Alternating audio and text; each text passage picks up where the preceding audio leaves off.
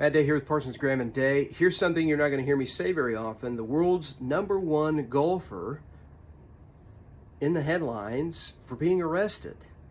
So he's trying to get to Valhalla, where the PGA Tour is being conducted. He's driving along. At some point, apparently, he's been instructed to go down the wrong way, and against the flow of traffic. Essentially, I guess there's a traffic jam. At the front of the line, there's the traffic jam from the PGA Tour. There's also a pedestrian death that had occurred the night before, emergency vehicles on scene, and an officer stops him and says, hey, essentially, you can't do this. You got to get back in line.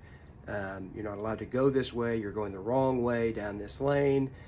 This apparently becomes heated. Yes, I can. No, you can't. An officer ends up hanging on to the vehicle as Scottie is driving down the road. And he ultimately gets arrested for assault on a police officer.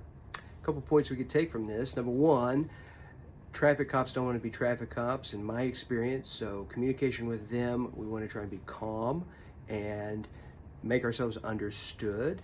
But number two, when receiving instructions from a traffic officer, follow the instructions of the officer, right? If there's some sort of legal issue with what they're telling you to do, a constitutional infringement, that's what attorneys are for, after the fact. At the time, you follow the instructions of the officer. It's the easier way to do things. Most of the time, you're not a lawyer.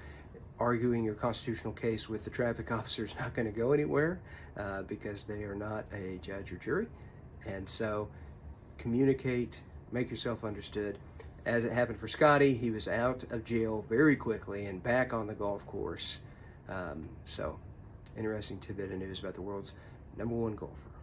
The purpose of this video is to be informative and not to provide legal advice. For legal advice, call a law firm and speak to an attorney about your particular case. None of the information provided in here is meant to establish the attorney-client relationship between Parsons, Graham and Day and anyone watching this video.